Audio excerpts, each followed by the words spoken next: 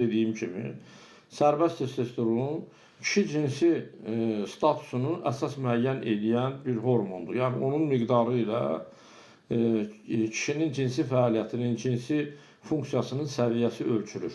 Ümumi testosteronla bu ölçülmür. Nəyə görə? Çünki ümumi testosteronda həmişə onun 15-20%, bəzən hətta 30%-ə qədər hissəsi bax, bu steroid birləşdirici hormon vasitəsilə birləşmiş olur. Ona görə ümumi testosteronun yüksək olması ilə biz həmən şəxsin cinsi funksiyasının yaxşı olmasını deyə bilmərik. Əsas göstərici, əvvəlki çıxışlarımda dediyim kimi, sərbəst testosterondur.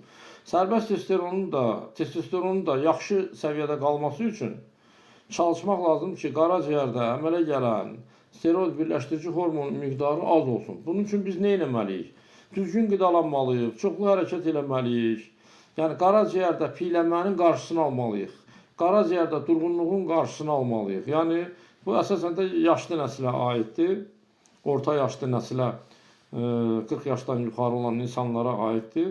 Ona görə, yəni, bu insanlarda həm yaşına əlaqədar, həm də qaraciyərdə piyələnmə ilə əlaqədar, hərəkətsizliklə əlaqədar steroid birləşdirici hormonun miqdarı artır ki, bu da cinsi zəifliyə gətirib çıxarır.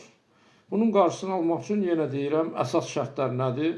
Düzgün qidalanmaq, spirtli içkilərdən bacardıqca az istifadə eləmək, ümumiyyətlə istifadə eləməmək, çoxlu hərəkətdə olmaq və bu əsas şərtlərdir. Bunlara çalışın, riayət edəsiniz. Qaraciyəriniz həmişə yaxşı vəziyyətdə saxlayasınız ki, cinsi funksiyanız da yaxşı olsun.